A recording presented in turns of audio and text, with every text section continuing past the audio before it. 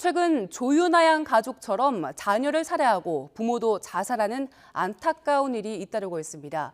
부모의 이런 극단적인 아동학대로 지난해 목숨을 잃은 아동이 14명인 걸로 나타났습니다. 신윤정 기자의 보도입니다. 바다에서 숨진 채 발견된 조윤아 양 가족.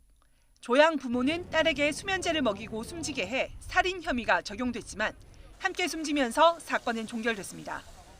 이처럼 자녀를 살해하고 극단적인 선택을 하는 부모 때문에 지난해 14명이 목숨을 잃은 것으로 나타났습니다.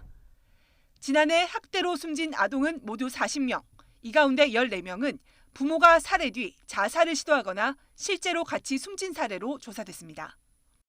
자녀의 선택권을 사실 이제 인정하지 않고, 그러니까 부모의 판단에 의해서 그 자녀의 생존이 이제 결정이 된다라는 점에서, 그러니까 좀 극단적인 아동 학대라고 지금 그렇게 판단을 하고 있습니다.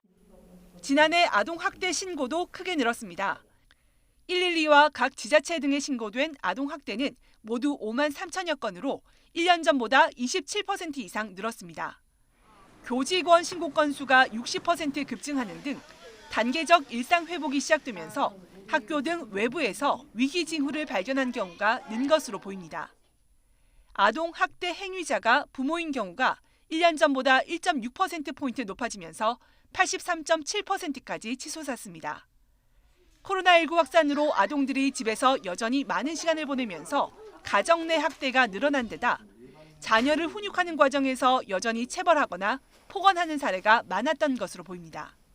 아동학대 피해 발견율은 아동 인구 1000명에 5명꼴로 1년 전 4명에서는 늘었지만 미국의 8.4명, 호주의 12.4명 등 해외 선진국에 비해서는 낮은 수준입니다. 정부는 아동학대 현황 등을 담은 보고서를 국회에 제출하고 미비점을 지속 발굴해 보완해 나가겠다고 밝혔습니다.